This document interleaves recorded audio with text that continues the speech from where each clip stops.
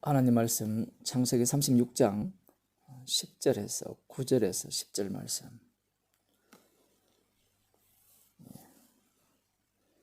같이 읽도록 하겠습니다. 9절에서 11절 말씀. 세일산에 거한 에돔 족속의 조상 에스의 대략이 이러하고 그 자손의 이름은 이러하니라. 에스의 아내 아다의 아들은 엘리바스요, 에스의 아내 바스맛의 아들은 로엘이며 엘리바스의 아들들은 대만과 오말과 스보와 가담과 그나스요. 아멘. 하나님의 약속. 하나님께서는 야곱은 태어나기도 전에 사랑하시고 에서는 미워하셨다고 말씀하셨습니다. 그러면 이 사랑받기로 이미 확정된 상태에서, 결정된 상태에서 태어난 자손들은 모두가 다 사랑을 받아야 되고, 그리고 미움받기로 확정된 자들은, 에돔의 자손들은 미움을 받아야 되죠. 그게 우리들이 갖고 있는 생각이고, 그리고 성경이 지금 그렇게 말씀하고 있습니다.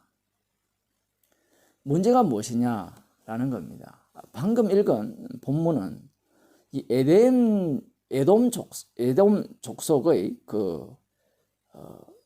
후손들이죠. 족장들이 이렇게 나오는데, 여기에 우리가 잘 아는 이름들이 나와요. 어떤 이름이 나오는가 하면 엘리바스라는 사람이 나와요. 엘리바스는 우리가 어디서 많이 들었던 이름이죠. 어디에 나오는 이름입니까? 어디에 나오죠?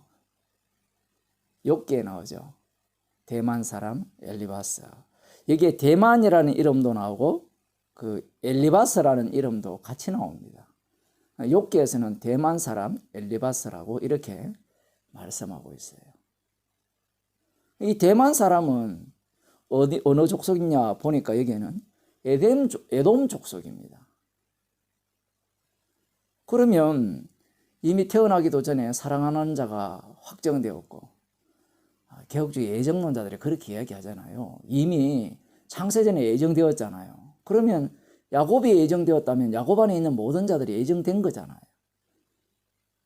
그러면 에서가 저주받기로 예정되었다면 모두가 다 저주받아야 되는데, 이 에돔의 후손 중에 한 사람이 이 대만 사람 엘리바스예요. 우리도 잘 아시다시피, 여러분도 잘 아시다시피 이 욥기는 이 아브라함 시대, 이 비슷한 시대입니다. 그러면 에돔의 후손이라면 구원과는 상관이 없어야 돼요. 하나님의 약속과는 상관이 없어야 된단 말이에요. 그런데 놀랍게도 이 약속 속으로 들어가요. 어떻게 들어가느냐? 욥기 42장 7절에서 9절을 한번 제가 읽어드리도록 하겠습니다. 한번 찾아봅시다. 욥기 끝부분입니다. 42장 7절에서 9절 말씀을 보면, 여호와께서 욥에게 이 말씀을 하신 후에 대만 사람 엘리바스에게 이르시되, 내가 너와 내 두 친구에게 이는 너희가 나를 가리켜 말한 것이 내 종 욥의 말같이 정당하지 못함이니라. 그러니까 욥에 대해서 엄청난 공격을 퍼부었죠. 이 대만 사람 엘리바스와 빌닷과 이 세 친구가. 여기에 대해서 하나님이 욥의 말처럼 정당하지 못하라고 하시면서 이렇게 말씀합니다. 그런즉 너희는 수송아지 7과 수양 7을 취하여 내 종 욥에게 가서 너희를 위하여 번제를 드리라. 내 종 욥이 너희를 위하여 기도할 것인즉 내가 그를 기쁘게 받으리니 너희의 우매한 대로 너희에게 갚지 아니하리라. 이는 너희가 나를 가리켜 말한 것이 내 종 욥의 말같이 정당하지 못함이니라. 우매하다라는 거예요. 나름대로 최고의 지혜자라고 했는데 하나님이 나타나셔서 하시는 말씀이 너희들이 욥에 대해 하는 모든 말들은 우매한 말이다. 우매한 말이라는 것은 저주받을 말이라는 거예요. 그래서 욥이 너희를 위해서 기도를 해야 된다. 제사 드려줘야 된다. 그런 얘기입니다. 욥을 중보자로 삼아서 이 대만 사람 엘리바스와 이 빌닷 이 사람들을 이들의 죄를 용서하겠다. 우매한 것을 지혜로 바꾸겠다라는 그러한 말씀을 지금 하고 계십니다. 그래서 9절에 보면 이에 대만 사람 엘리바스와 수아 사람 빌닷과 나만 사람 소발이 가서 여호와께서 자기들에게 명하신 대로 행하니라. 여호와께서 욥을 기쁘게 받으셨더라. 욥을 기쁘게 받았다는 것은 이 세 사람도 기쁘게 받았다는 거예요. 정말 재밌는 것은 욥이 어느 족속이냐 얘기예요. 성경에는 정확하게 나와 있지는 않습니다. 그러나 대부분 사람들이 말하기를 욥은 에돔 사람이라 이렇게 이야기합니다. 뭐 에돔 사람이 아니라도 괜찮아요. 왜냐하면 약속의 자녀, 이 사랑받기로 이렇게 확정된 자녀는 야곱 자손뿐입니다. 이스라엘뿐입니다. 그렇다면 나머지 뭐 에돔을 비롯한 나머지 이방인들은 모두가 다 저주받기로 확정이 되었죠. 그런 상태에서 지금 누가 이 구원 속으로 하나님의 사랑 속으로 들어오게 되는가 하면 대만 사람 엘리바스가 들어와 버려요. 에돔의 후손 중. 우리들이야 대만 사람 엘리바스가 들어오든 누가 들어오든 별로 개의치 않죠. 그리고 또 한 사람의 인물이 나옵니다. 그 인물이 누군가 하면 바로 그나스라는 이 족속이 나옵니다. 그나스라는 이름은 우리들이 꼭 기억해야 되는 인물 중에 유명한 인물이 나와요.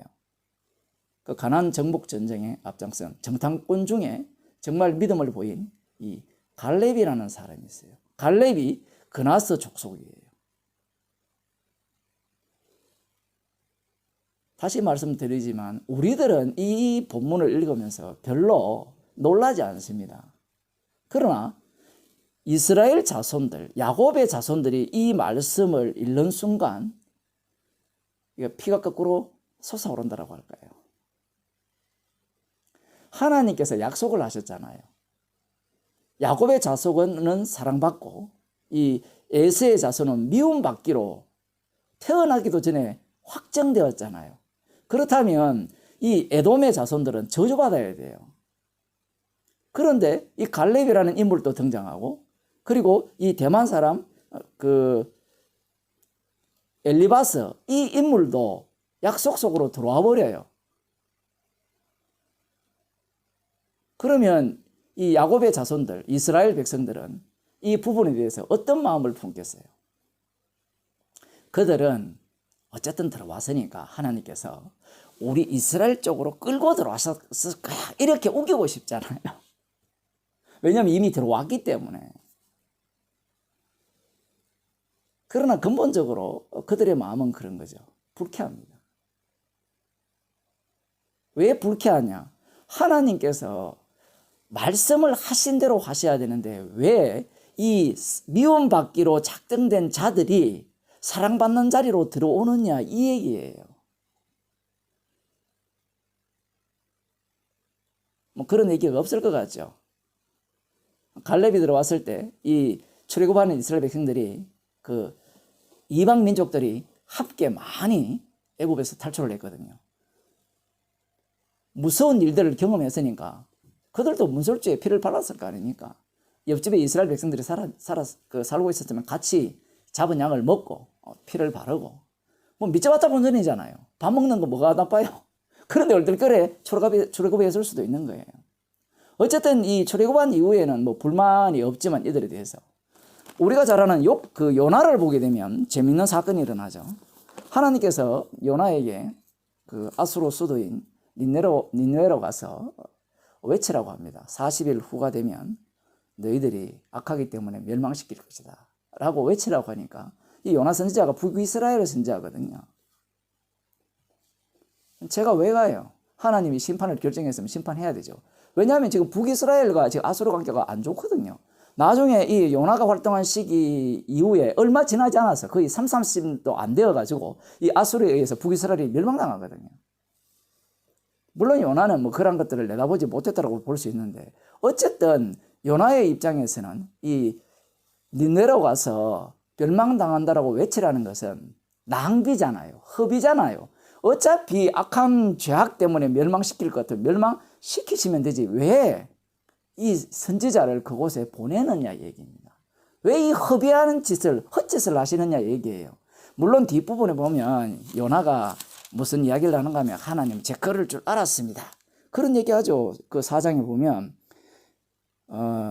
여호와여 내가 고국에 있을 때 이러하겠다고 말씀하지 아니하였나이까. 그러므로 내가 빨리 다시스로 도망하여 사오니 주께서는 은혜로우시며 자비로우시며 노하기를 더디하시며 인애가 크시사 뜻을 돌이켜 재앙을 내리지 아니하시는 하나님이신 줄을 내가 알았습나이다.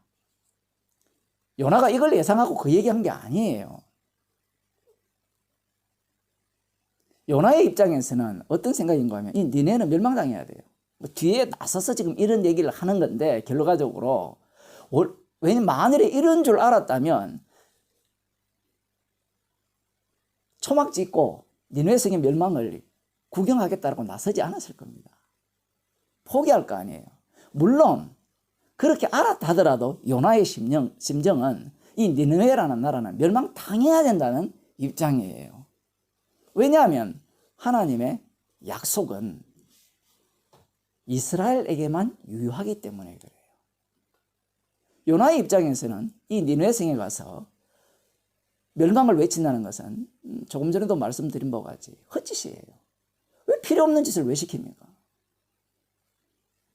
그런데 희한하게 다시스로 도망을 가잖아요.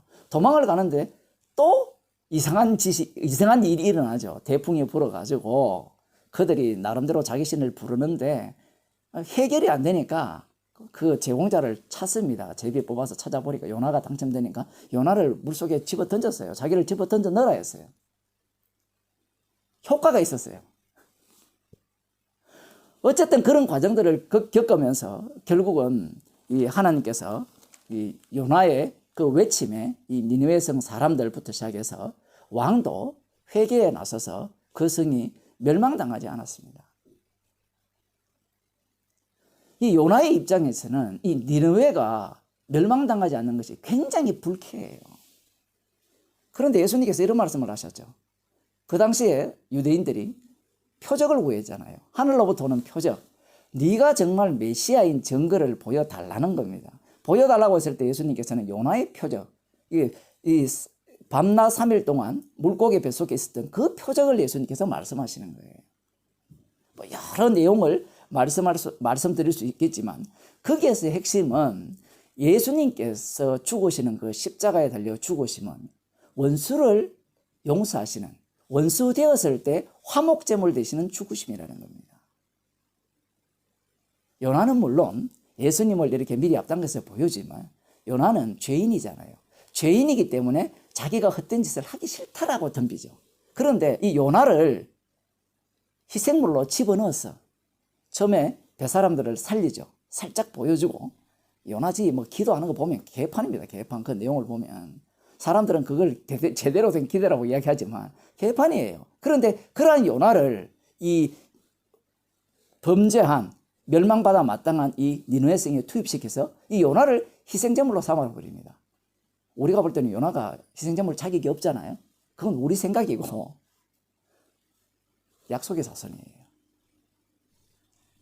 그러니 요나가 희생제물 자격이 돼요. 뭐 인격이 훌륭해서 그런 게 아닙니다. 우리들도 마찬가지죠. 우리가 주의 백성으로서 성령을 받은 자기 때문에 우리가 온전해서 우리가 주님의 복음을 전하는 증인이 되는 게 아니에요. 요나도 마찬가지죠. 그러나 예수님께서는 하늘로부터 오신 하나님의 아들로서 자신이 친히 원수 되었을 때, 우리와 원수 되었을 때 희생 제물이 되셔서 자기 백성을 구원하시는 겁니다.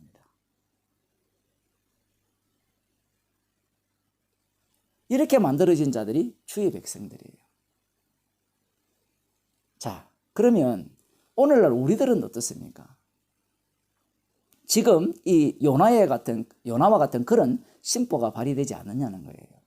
무슨 얘기인가 하면 내가 꼴보기 싫은 사람, 내가 미워하는 사람, 내가 싫어하는 나라들을 있잖아요. 민족들이 있고 혹시 그런 사람들이 구원받으면 우리 마음이 어떨까? 이 얘기입니다.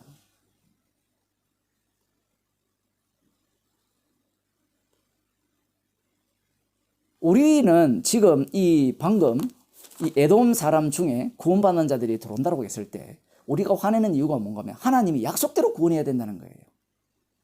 그런데 재밌는 것은 우리들의 해석법 자체가 누구의 해석법을 닮았는 겁니까? 이스라엘을 닮았어요. 이스라엘은 자기들은 선민이라는 겁니다. 그러니 하나님의 말씀대로 자기는 구원받아야 된다는 거예요.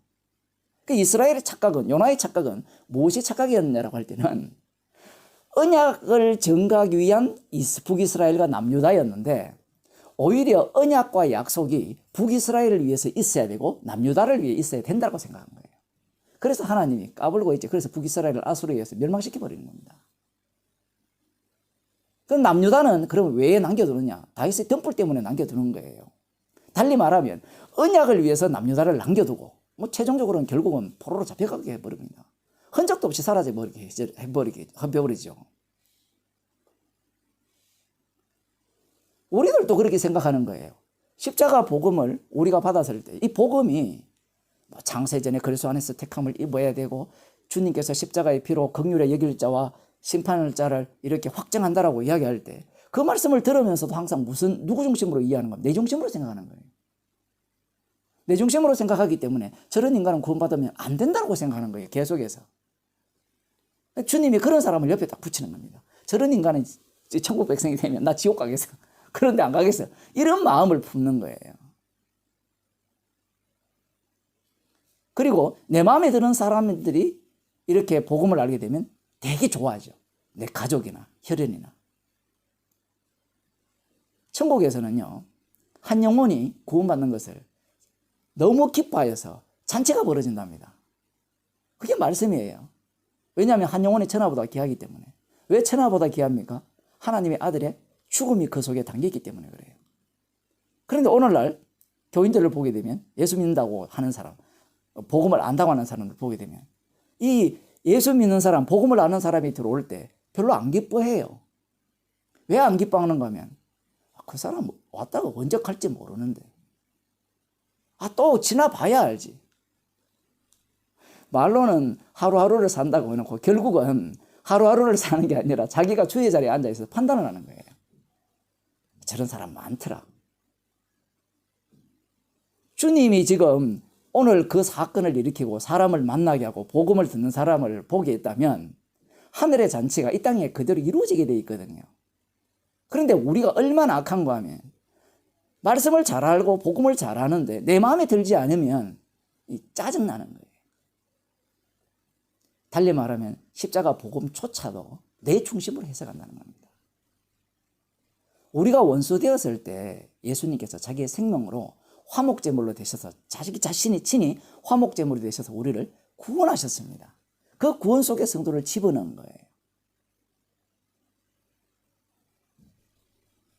성령께서는 오늘도 우리에게 우리가 얼마나 이 복음을 안다라는 것이 얼마나 엉터리고 얼마나 자기 중심이고 자기 사랑을 이렇게 뭐라 할까요? 강화시키는 그러한 복음으로 바꿔주시는지를 오늘 말씀을 통해서 우리에게 책망하시는 겁니다. 기도하시겠습니다. 하나님 아버지, 언약을 위해 약속을 위해 이스라엘이 만들어졌음을 우리들에게 알려주시고 십자가의 완성이 나를 위함이 아니라 십자가 지신 주님을 위한 완성임을 우리들에게 알려주심을 감사드립니다. 말씀 앞에서 죄인으로 드러나게 하심을 감사드립니다. 십자가 앞에 죄인으로 드러나게 하시고 주님의 기쁨이 우리의 기쁨이 되게 하옵소서. 예수님 이름으로 기도드리옵나이다.